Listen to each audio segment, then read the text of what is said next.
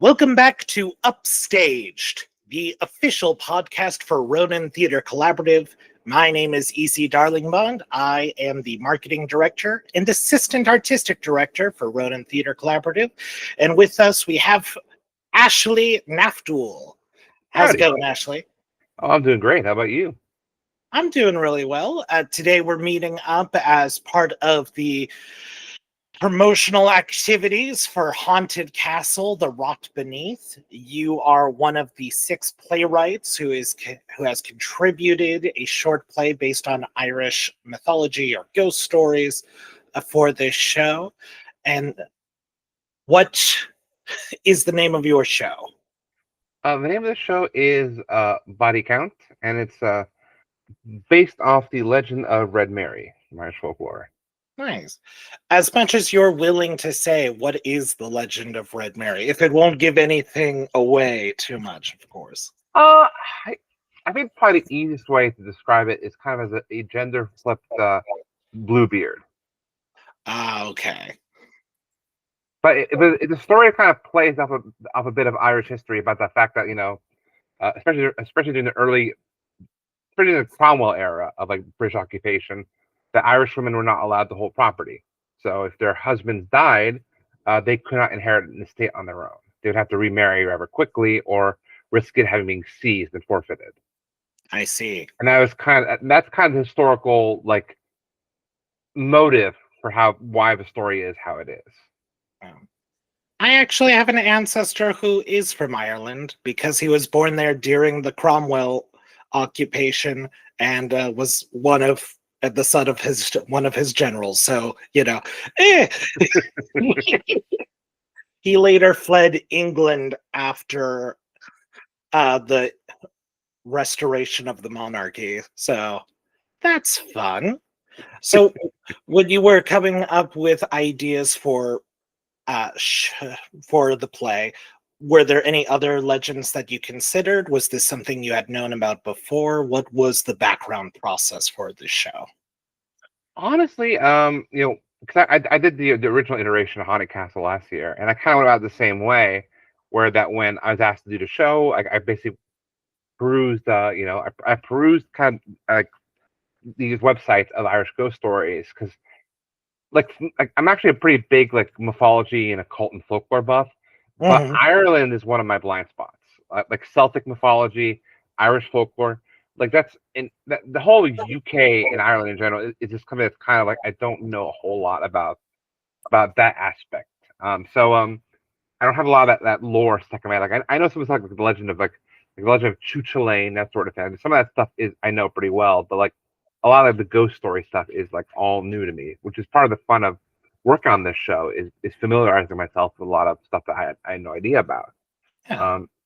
But I think it was just the name alone. When I saw Red Mary, I'm like, oh, what's this one about? And I read that, and when I read it, I was kind of immediately intrigued by just kind of there's a certain episodic quality to it. In the way that slashers are episodic, without giving away too much. Where it's there's one victim, then there's another. So I kind of like that as a structuring conceit for a story. But I also just love that idea of it's like the Bluebeard myth, but instead of a husband preying on wives, it's the reverse. And so I was really interested in exploring that reverse dynamic and what inspired it. So in the glorious tradition of Gone Girl, it's a good for her story. Understood. Kind of. It's more of a. Are you familiar with the phrase imperial boomerang? No, I'm not. Without going too deep into the weeds on this, it's a concept of in politics where it's if you go and you do violence abroad, eventually the systems that you develop out there to oppose the enemy will one day come back and be used against your own people. Like how in Vietnam, we developed these tactics to kind of fight the Viet Cong called the Operation Phoenix, where we use computers to track their progress, keep lists of who they were. And when the war was over, a lot of the guys who worked on that project went, okay, we'll take all the knowledge we have now and we're going to give it to police departments in the U.S. who would implement the stuff that they learned in Vietnam to apply to people here. So this idea we build these systems to brutalize others, but eventually the systems will come back for us.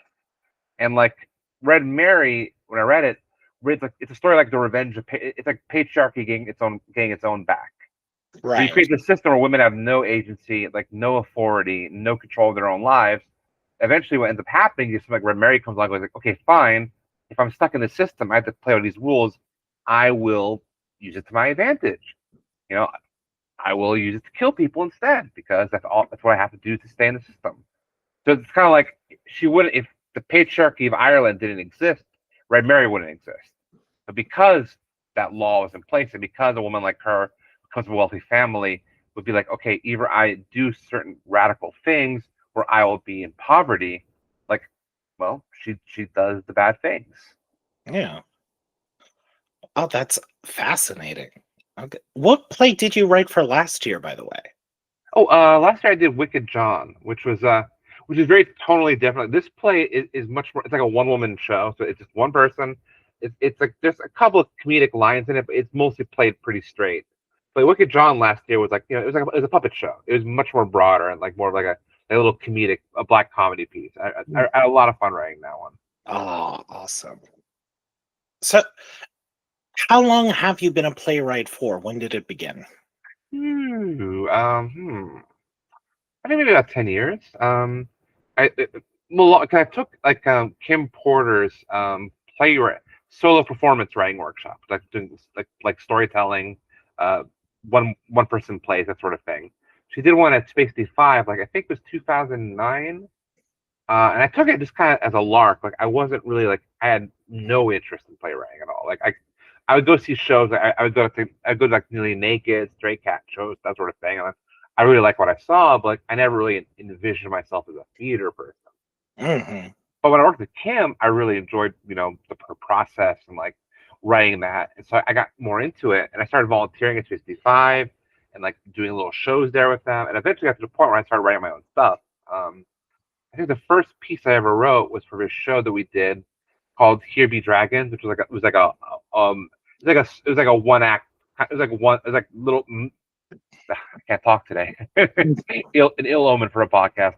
Um, they're like the short plays. There's like a short play anthology show, and I wrote this play called Curiosity, which is about this like man who's gonna on a bridge, he's gonna kill himself, and a stranger walks by, going, "Oh, what are you doing?" He's like, "Well, I'm gonna end it all." He's like, the guy's like, "Okay, go on then," and like starts to walk away. He's like, "Wait, aren't you gonna stop me?" He's like, "No." And so the whole play is him like talking to this bridge with this guy being angry, being like, "Why don't you care? I'm gonna die. Why don't you give a shit?"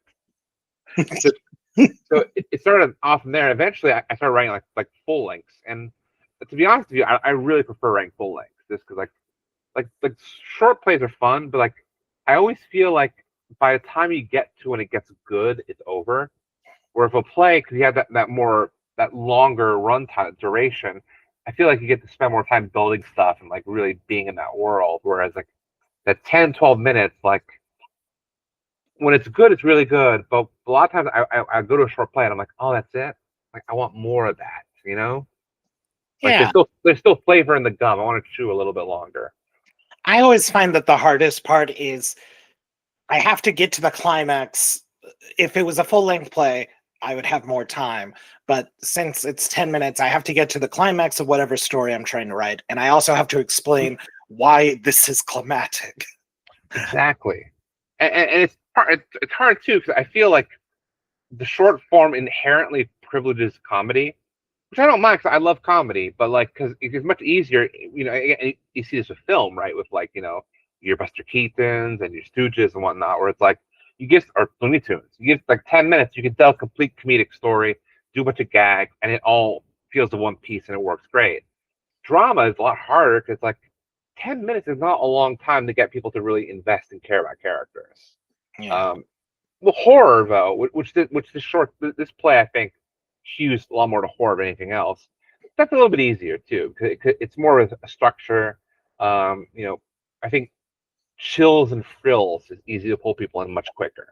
So I think for a show like Haunted Castle, when it's all like more spooky stuff, I think people are used to the short stuff. Like we're used to like campfire stories that are very quick and over quickly. Like that short runtime, I don't think is a liability at that point.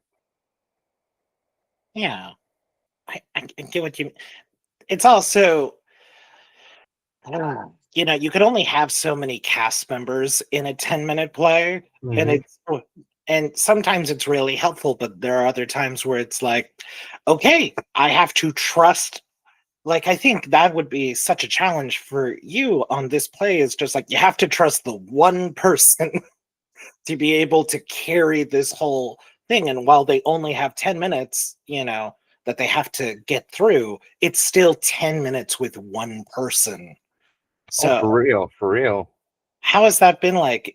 I know that you were just the playwright on this, but like, how has that been in the rehearsal?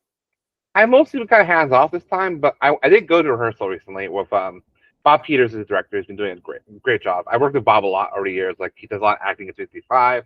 He's also been like the stage manager for my last two plays, or Mhm. actually the last three plays. So Bob's a great guy. And Kim Lavelle is an actress. I'm not familiar with her work, but she's been phenomenal in the part. And it's really interesting watching them rehearse, because it's like you see how challenging it is. Because I think when you're doing a two-hander or there's more people involved, I think it's easier for the actor, because the other actor is queuing you up all the time.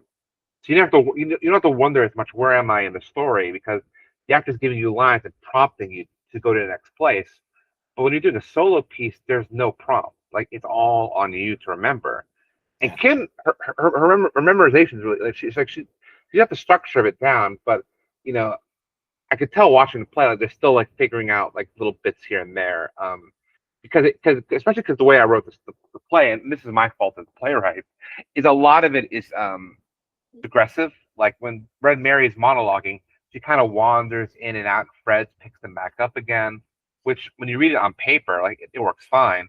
But watching her rehearsal, I'm like, oh, for an actor, it's really difficult, because like she's she's harkening back a lot of things we said in the past.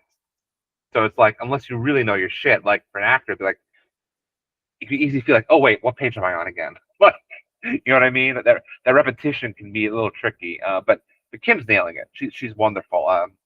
She has this really great mixture of like charm and sinisterness for that character, but in the way it's not hammy, not like a Hammer horror film. Like, she's very understated, but like in a way where you could tell why she'd be appealing to people, but also why it's like, oh, I shouldn't trust this person either. She's a really tricky balancing act, but she's been nailing it. So yeah, I'm stoked. I'm very excited to see how it turns out. Yeah. And I guess it all worked out, because, you said that your first experience was with this dramatic presentation class, where you were going through a workshop. So, things have kind of come full circle, since it was geared towards having one person shows as part of Oh, your training as a playwright. So that well, for has to be sure. had. But I, Well, sorry. I was gonna say, I also have some sympathy for a position too, because like, I actually wrote my own one-man show. I did a Phoenix Fringe show back when we still had the Fringe Festival, like, I think it was in 2012, where I did a whole one-man show. It's like an hour long at Modified Arts, and it's like, it was fun. But afterwards, I'm like, oh man, it's really hard. It's really hard. We're the only person up there. It's so hard to just sustain an audience's interest, to not feel like, when you have those moments, you're like, I need somebody to cover for me, and they're not there. You know what I mean? Like you sink or swim on your own. That's really intimidating. now last year, I had started with a cast of 3 people, but then 2 had scheduling conflicts halfway through rehearsals. So then I had to write an entirely new play. And then I had to join in, and it became a two-hander between me and Jonathan Gonzalez, who is now my director for this show. This is my way of apologizing to him, I suppose. But when How's that been, like, with the dynamic reverse of Jonathan directing this time? Like, how's that experience been for you? I've known Jonathan for years, like, we met in our first year at ASU together, so we've had this built up trust. He was a groomsman at my wedding, and we've known each other for so long that it's one of those things to where it's like, I know that I have control freak tendencies. It's why I'm a social media manager. I love being able how to frame things. But if there was anyone I was going to trust, Jonathan is at the top of the list, especially because he's so familiar with how I've written, we've exchanged plays together. He knows my thought process, so just having that trust there has been really helpful. As much as I keep wanting to just like make little comments of like, what if they move a little to the left? But I'm not saying anything. I'm not saying anything at all. So it's funny because for me, like I'm kind of the opposite. Where like I think it's very freeing to give a script to a director and being like, okay, it's not it's not my circus, not my monkeys. Like you figure it out, because it's like, because I always have a clear picture in my head every time I write a play. Like I know I picture exactly in my head how it should look, what it's going to be like. And every play when it gets mounted on stage, it's never not even fucking close to what's in my head. But I don't mind though, because most of the time I find that the version of my work that people create is better. Like how they interpret it and come up with, like, it's better than what was in my head. So for me, at least for me personally, like for me, it's surrendering that control. Being like, okay, you guys figure out the blocking. You guys figure out like how you want this aesthetic to be. Like I find that making choices where I'm like, I never would have thought about that, but that feels more correct than what I would have come up with. And I find that, like, to me, it's like why people always ask me, like, why don't you direct your own work? I think that's why. It's like, if I direct my own work, I know how it's going to look probably, and there's no surprise in that for me. Whereas, like, if I let somebody else do it, like, I'm always going to be surprised, and that's, to me, like, that's the fun of it, is like seeing how my work gets translated through somebody else's, like, their personal lens, you know. That has been a lot of fun with Jonathan, is seeing how he adapts.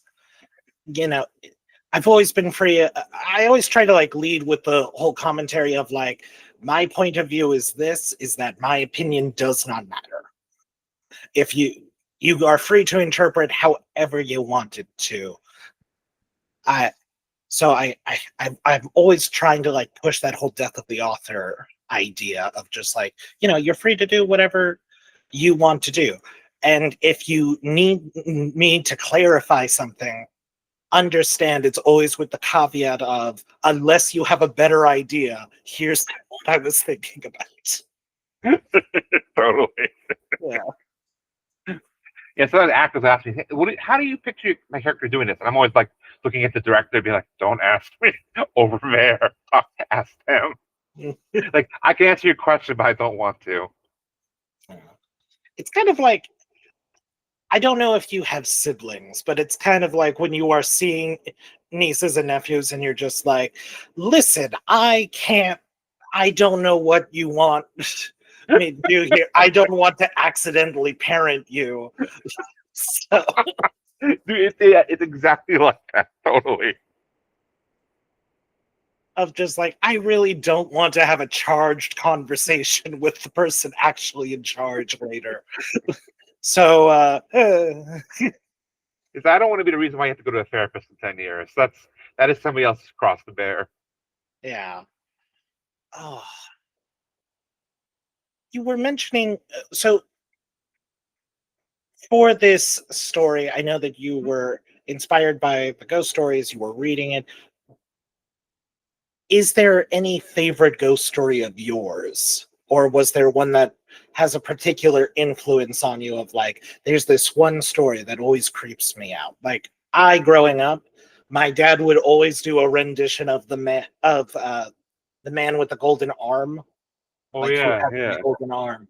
And that, I don't know why it was so terrifying. I think it's just the strangeness of seeing a parental figure trying actively to scare you.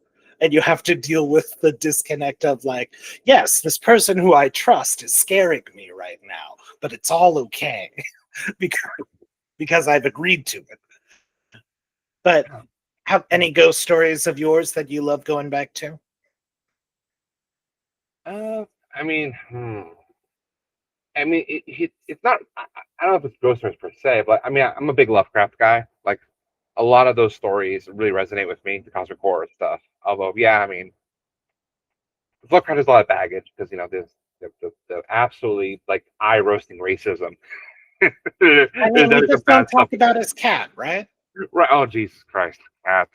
But like, there are stories that really get under my skin there, like the Shadow of Innsmouth, or just Or God, like who else I really like?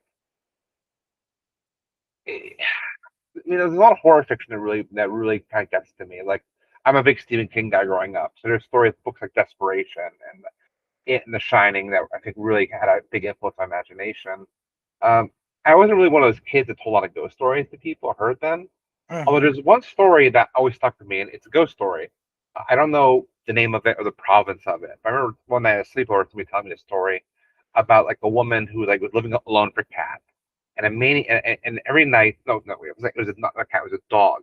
The dog would sleep under her bed, and at night she would reach under the bed to feed the dog, and the dog would lick her hands. And then one night, you hear there's a maniac on the loose, breaks into her house. She goes to bed at night. She puts her hand underneath the bed, and the maniac underneath it licks her hands. And that's one of those images about like the guy under the bed pretending to be a dog. And that's always stayed with me. And I don't know what to do with that as a writer, but like there's just something about like that simple horror of like every day you do the same thing over and over again. It's a reassuring like ritual in your life. Like the dog is under my bed until something else is taking its place. And that like substitution of routine with something that's like threatening and outside, that to me is really creepy. Well, I guess that also works for your current play because reading the script, it's like, this sounds from the outset like it would just be a really nice conversation with a friend. And aside from dealing with the fact that she's talking about her husband, I love the title of the play, Body Count. It's so good. Thank you. Well, and it's also I think what else is part of that play too is like I had a conversation with a friend recently. We're talking about that where I'm like on pain of death, I would never tell any of my partners I would never ask them for their body count or tell them mine because I just feel like that's just such useless information. And I mean, I think no matter how sex positive a person is, I think there's always going to be a number that if it's high enough, somebody's like, wait, how? What? Like, you know what I mean?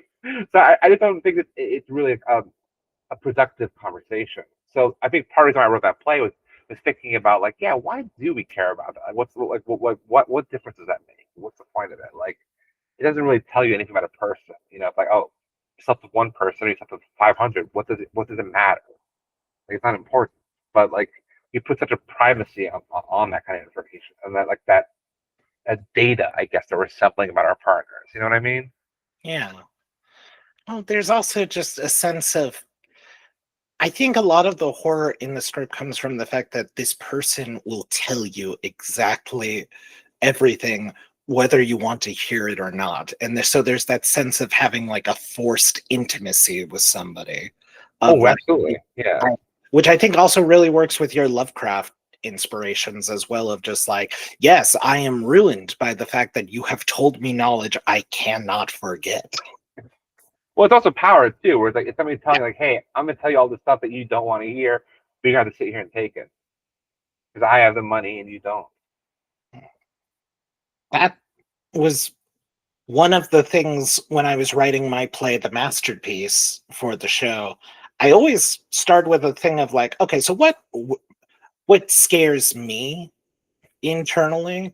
And it's very much like being at the two main things that scare me irrationally are going to a place and finding someone you don't expect there.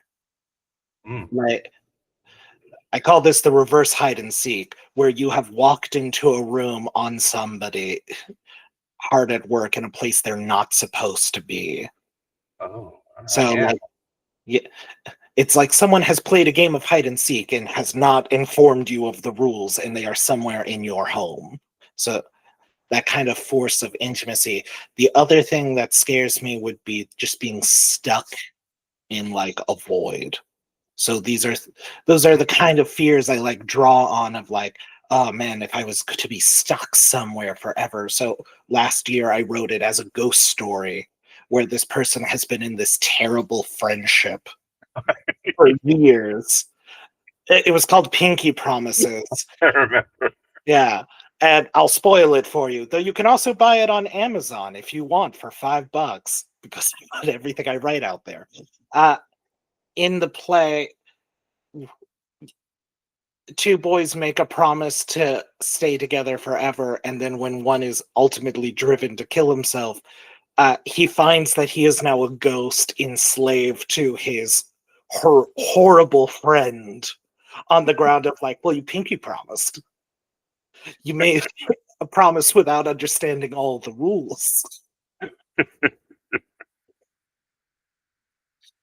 But Ashley, as we wrap things up, what is the main thing you are looking forward to when people see your show? Oh man. Well, you know, I know we're the show that kind of goes on for the intermission, so Mhm. I kind of excited to like to leave people. My hope is that have people leave excited to see the rest of the show. You know, like I kind of hope that we're like the kind of the wave of momentum that carries people to the rest of the program, because like you know, being in that middle position is always a little tricky. You know, because people have already seen a couple of shows, maybe they're a little tired. You know, maybe the energy's flagging a bit. So I know for a one person show that could be a bit of an ask for an audience. Again, it's a lot to focus on with just one person. But I just hope that I hope that they find it creepy and affecting, and you know, it's it's not a family friendly piece. So there's also No, that. we've made it very clear in the marketing, 16 and above. But I definitely was like, okay, this is really pushing that. So I'm like, there's definitely part of me hope that people can like not get turned off by the content too much. But like again, this goes back to the thing about directing versus not directing. Like with the audience, it's like when I write a piece, I part of the reason why I like to write a piece and go to a show is I always like want to see what the reaction is, because I don't know what the reaction will be. Like Yeah. I don't really write something like I'm not a puppet master. Like I don't want to like I don't want to force a reaction on people. Like if they laugh, they laugh. If they don't, they don't. And if they don't laugh, and it's been I think it's funny, that's interesting to me. That's like good information for me to have. And if there's a scene that I wrote where people actually go leaning in, they're really invested when I didn't intend that, that's also good for me to know.